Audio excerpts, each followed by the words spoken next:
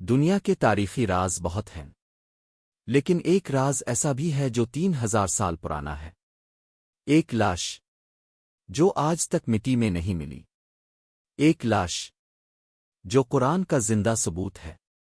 یہ لاش کس کی ہے؟ یہ ہے فرعون کی، مصر کا فرعون، جس نے اپنے آپ کو خدا کہنے کی گستاخی کی۔ اس کے محل، اس کی طاقت، اس کے سپاہی سب اس کے حکم کے غلام تھے، لیکن سب سے بڑا غرور اس کے دل میں تھا کہ اس دنیا میں اس سے بڑا کوئی نہیں۔ اللہ نے حضرت موسیٰ علیہ السلام کو بھیجا تاکہ وہ حق کا پیغام پہنچائیں، لیکن فرعون کے کان سننے کے لیے بند تھے۔ اس نے کہا، میں ہی تمہارا سب سے بڑا رب ہوں۔ یہ الفاظ اس کی تباہی کی شروعات تھے۔ وہ لمحہ آیا جب موسیٰ نے اپنا عصا سمندر کی طرف اٹھایا۔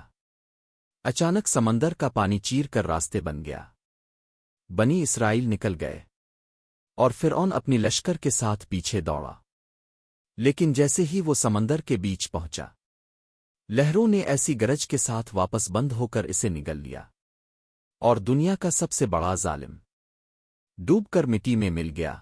ڈوبتے وقت فرعون چیخا، میں مان گیا، بنی اسرائیل کا رب سب سے بڑا ہے۔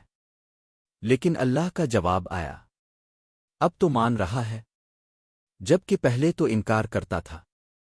آج ہم تیرے جسم کو محفوظ کر دیں گے، اکا تو آنے والے لوگوں کے لیے عبرت بن جائے۔ 3000 سال گزر گئے اور قرآن کا وعدہ سچ ثابت ہوا۔ آج قاہرہ کے میوزیم میں ایک ممی پڑی ہے۔ وہ کوئی اور نہیں بلکہ وہی فرعون ہے جس نے اپنے آپ کو خدا کہا تھا۔ سائنس آج بھی حیران ہے کہ اتنی پرانی لاش کیسے محفوظ رہ گئی۔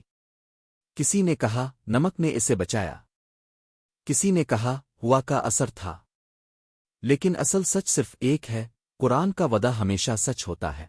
آج بھی ہر شخص جو اس لاش کو دیکھتا ہے، وہ اللہ کی قدرت کی نشانی دیکھتا ہے۔ وہ سمجھ جاتا ہے کہ جہاں دنیا کے تمام جسم مٹی بن جاتے ہیں، وہیں ایک فرعون کا جسم سب کے لیے عبرت بن گیا۔ یہ ہے اللہ کی قدرت، اور یہ ہے قرآن کا زندہ معجزہ۔